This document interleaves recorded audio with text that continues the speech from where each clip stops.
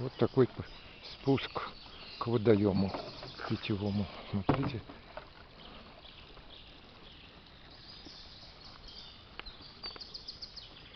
Столы, мангал есть.